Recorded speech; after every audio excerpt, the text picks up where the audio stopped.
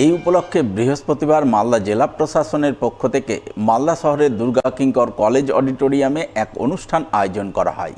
অনুষ্ঠানে উপস্থিত ছিলেন জেলা শাসক নিতিন সিংহানিয়া, অতিরিক্ত জেলা শাসক অনিন্দ সরকার।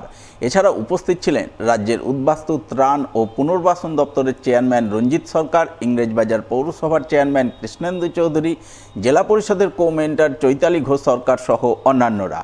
এদিন তারা সকলে মিলে মালদা জেলার 15টি ব্লক সহ দুটি শহর এলাকার আইসিডিএস কর্মী, সহায়িকা এবং সুপারভাইজারদের নিয়ে নানান অনুষ্ঠানের মাধ্যমে সুপুষ্টি মাস উদযাপন করেন।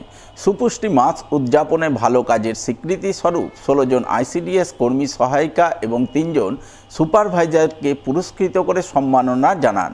সেই সঙ্গে আগামী দিনে আইসিডিএস কর্মীদের নেশামুক্ত দেশ গঠনে অগ্রণী ভূমিকা পালনের ব্যাপারে তাদের সচেতন করা হয় বলে জানা গেছে।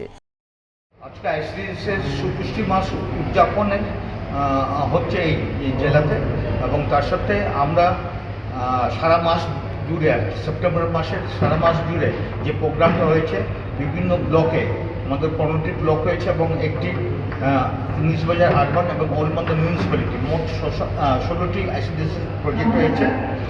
এবং এইসব প্রজেক্টের যে 16টি প্রজেক্ট হয়েছে তাদের মধ্যে যারা সুপুষ্টি মাস উদযাপন করেছে তাদের স্লাইড শোয়ের মাধ্যমে তাদের উৎসাহ প্রদান করা হচ্ছে।